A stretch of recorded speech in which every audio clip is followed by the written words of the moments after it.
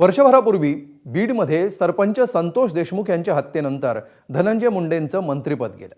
त्यानंतर जिल्ह्याला शिस्त लावण्याची घोषणा करत तत्कालीन उपमुख्यमंत्री अजित पवार यांनी बीडचं पालकत्व स्वतःकडे घेतलं।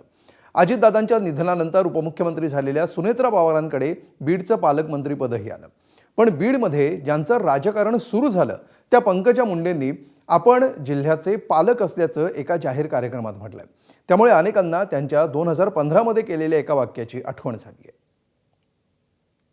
लोकांच्या मनात मी मुख्यमंत्री व्हावा असं आहे, हेच माझ्या आयुष्यातलं विजयाचं गणित आहे। पालकमंत्री नाही, आमच्या सुनेत्रा वहिनी आहेत, पण एक जिल्ह्याची पालक तर मी आहे। प्रत्येक कार्यक्रमाला गेले की पक्षाच्या बाहेर जाऊन लोक म्हणतात की तुम्ही महाराष्ट्राचा मुख्यमंत्री व्हा। होईन का नाही मी माहित नाही, पण लोकांच्या मनात मी मुख्यमंत्री व्हावा असं आहे, हेच माझ्या आयुष्यातलं विजयाचं गणित आहे। पालकमंत्री नाही, आमच्या सुनेत्रा वहिनी आहेत, पण एक जिल्ह्याची पालक तर मी आहे। जेव्हा जेव्हा या जिल्ह्यामध्ये महिला पालकमंत्री म्हणून मी काम केलं तेव्हा या जिल्ह्याच्या विकासाला वेगळी दिशा दिली आहे। पर्यावरण मंत्री पंकजा मुंडे यांनी बीडच्या गेवराईमध्ये केलेलं एक विधान सध्या चर्चेत आहे। गेवराई नगर परिषदेच्या विविध विकास कामांचा प्रारंभ पंकजाताईंच्या हस्ते झाला।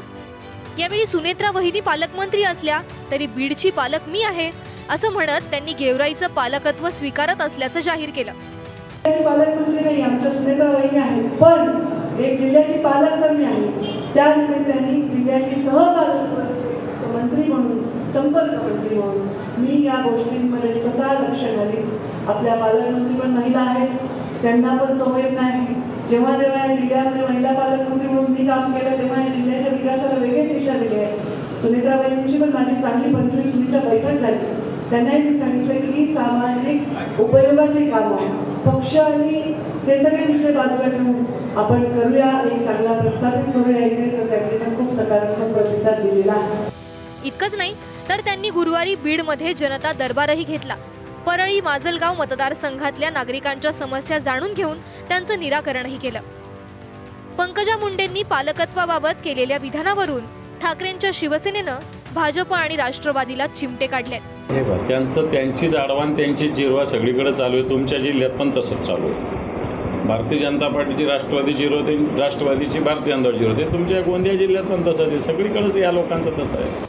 तर पंकजा मुंडे स्थानिक कार्यकर्त्यांना बळ देण्यासाठी असं बोलले असाव्यात, यात काही वावगं नाही, अशी प्रतिक्रिया खासदार अमोल मिटकरींनी दिली आहे। राज्याच्या पर्यावरण मंत्री पंकजाताई मुंडे यांनी जे वक्तव्य केले ते स्थानिक कार्यकर्त्यांना आणि त्यांच्या पक्षाच्या नेत्यांना बळ देणार आहे। त्यांनी सांगितलंय की सुनेत्रा वहिनी जरी पालकमंत्री असतील तरी मी पालक आहे आणि यात काही वेगळं मानण्याची आवश्यकता नाही, काही वावगं आहे असं मला वाटत नाही।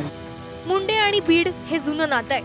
पंकजा मुंडेंचे वडील दिवंगत गोपीनाथ मुंडे यांच्या राजकारणाची सुरुवात बीड पासून झाली। त्यानंतर पंकजा मुंडेंकडे त्यांचा राजकीय वारसा आला असला तरी 2019 पासून त्यांच्याकडे बीडचं कोणतंही प्रतिनिधित्व नाहीये।